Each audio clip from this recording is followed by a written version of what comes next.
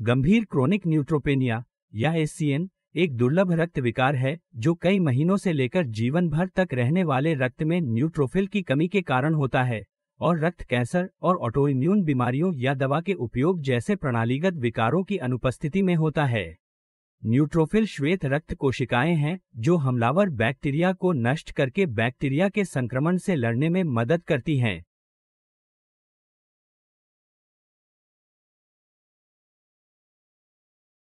इसलिए न्यूट्रोफिल की कमी के परिणाम स्वरूप पूरे शरीर में जीवाणु संक्रमण की संभावना बढ़ जाती है। अंतर्निहित कारण के आधार पर एससीएन को 3 प्रकारों में विभाजित किया जा सकता है: जन्मजात, ऑटोइम्यून और इडियोपैथिक।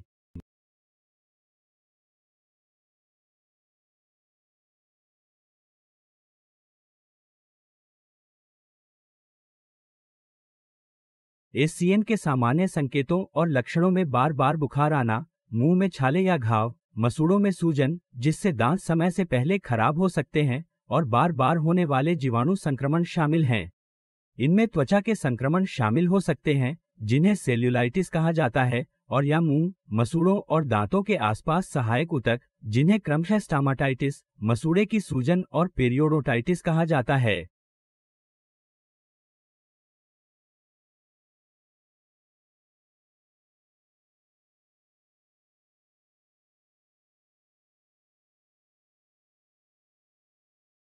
परानासल साइनस का संक्रमण भी हो सकता है जिसे साइनसाइटिस कहा जाता है।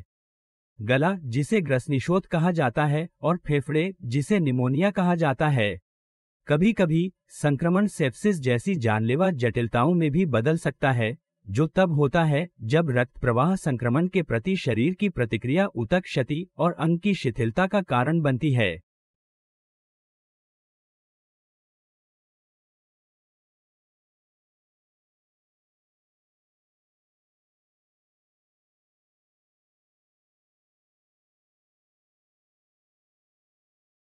यद्यपि विभिन्न एससीएन उप प्रकार समान नैदानिक विशेषताओं के साथ मौजूद हैं, उनके अलग अलग कारण हैं। न्यूट्रोफिल एससीएन अक्सर सबसे गंभीर उप प्रकार आमतौर पर शैशवावस्था या प्रारंभिक बचपन में मौजूद होता है।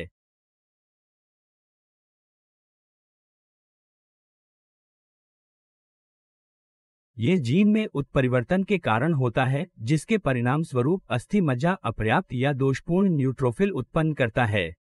सबसे आम उत्परिवर्तन में इलेन जीन शामिल है जो एक ऑटोसोमल प्रमुख पैटर्न में विरासत में मिला है।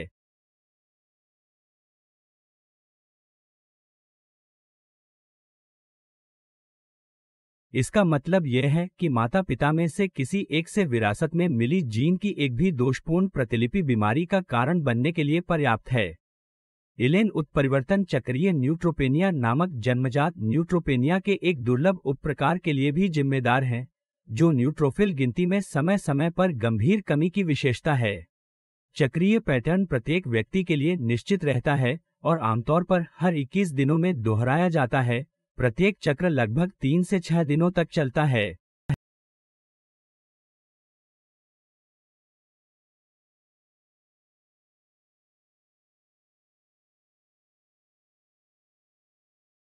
इसके अतिरिक्त जन्मजात एससीएन व्यक्ति को माइलोइड्स प्लास्टिक सिंड्रोम और कुछ ल्यूकेमिया, विशेष रूप से तीव्र माइलोइड ल्यूकेमिया जैसे रक्त कोशिकाओं के घातक होने का भी शिकार बनाता है। इसके बाद ऑटोइम्यून न्यूट्रोपेनिया आमतौर पर 6 महीने से 4 साल की उम्र के बच्चों को प्रभावित करता है और शायद ही कभी 20 से 30 साल की उम्र के वयस्कों को प्रभावित करता है।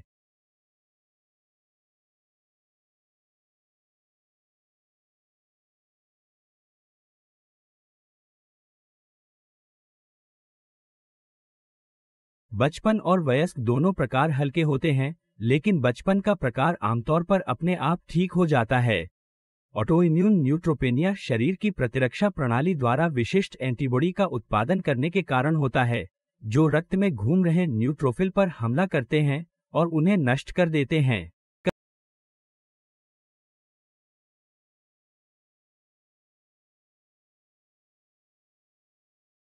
अस्थि मज्जा में बढ़ने वाले न्यूट्रोफिल आमतौर पर बचे रहते हैं, जो संक्रमण से कुछ सुरक्षा प्रदान करते हैं। ऑटोइम्यून न्यूट्रोपेनिया के दुर्लभ रूप लाल रक्त कोशिकाओं और प्लेटलेट्स जैसी अन्य रक्त कोशिकाओं के प्रतिरक्षा मध्यस्थ विनाश से भी जुड़े हो सकते हैं।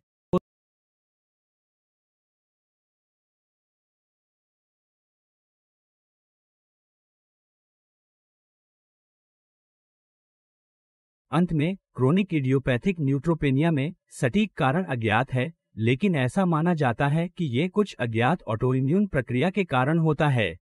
परिणामी विकार स्वयं ठीक होने वाली बीमारी से लेकर संक्रमण से होने वाली गंभीर, जीवन घातक जटिलताओं तक कहीं भी हो सकता है। एसीएन के निदान में पहला कदम एक पूर्ण रक्तगणना है, जो प्रति माइक्रोलीटर रक्त में 500 कोशिकाओं के तहत न्यूट्रोफिल गिनती दर्शाता है। कभी कभी प्रयोगशाला परिणामों पर 0.5 के रूप में दिखाया जाता है, जो गंभीर न्यूट्रोपेनिया का संकेत देता है।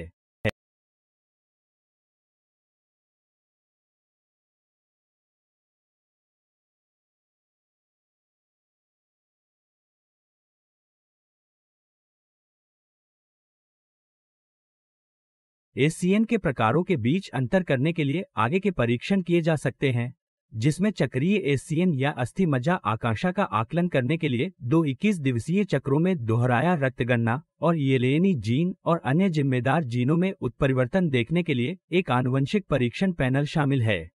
गंभीर जन्मजात न्यूट्रोपेनिया के लिए इडियोपैथिक न्यूट्रोपेनिया बहिष्करण का निदान है, जिसका अर्थ है कि इसका निदान अन्य कारणों के साथ साथ एसीएन के अन्य रूपों को खारिज करने के बाद किया जाता है।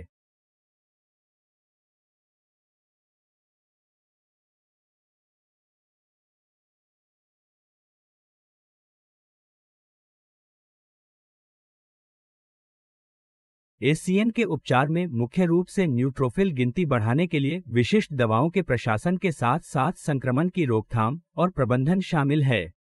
संक्रमण का इलाज आमतौर पर उचित एंटीबायोटिक दवाओं से किया जाता है और प्रभावित व्यक्तियों को अच्छे हाथ और दंत स्वच्छता और नियमित दंत परीक्षण जैसे एहतियाती उपायों का पालन करने की सलाह दी जाती है।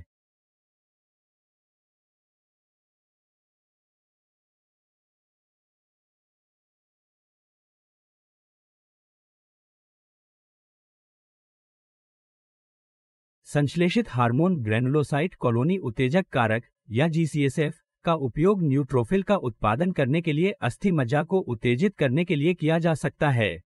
गंभीर जन्मजात न्यूट्रोपेनिया के कुछ रूपों के लिए अस्थि मज्जा प्रत्यारोपण किसी अप्रभावित दाता से प्राप्त दोषपूर्ण अस्थि मज्जा को सामान्य मज्जा से बदल सकता है।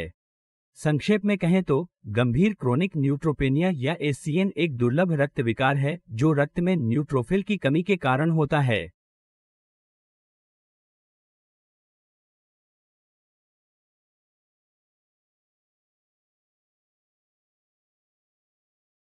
इसे 3 प्रकारों में विभाजित किया जा सकता है: जन्मजात, ऑटोइम्यून और इडियोपैथिक, जिनमें से सभी में आमतौर पर बुखार, मुंह के छाले और बार बार होने वाले जीवाणु संक्रमण के लक्षण मौजूद होते हैं।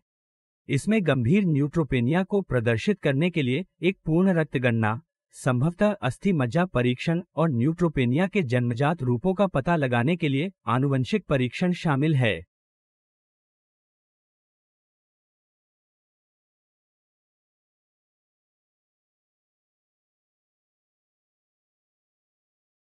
उपचार में न्यूट्रोफिल के उत्पादन को प्रोत्साहित करने, अस्थि मज्जा प्रत्यारोपण और संक्रमण के उचित प्रबंधन के लिए जीसीएसएफ का उपयोग शामिल है।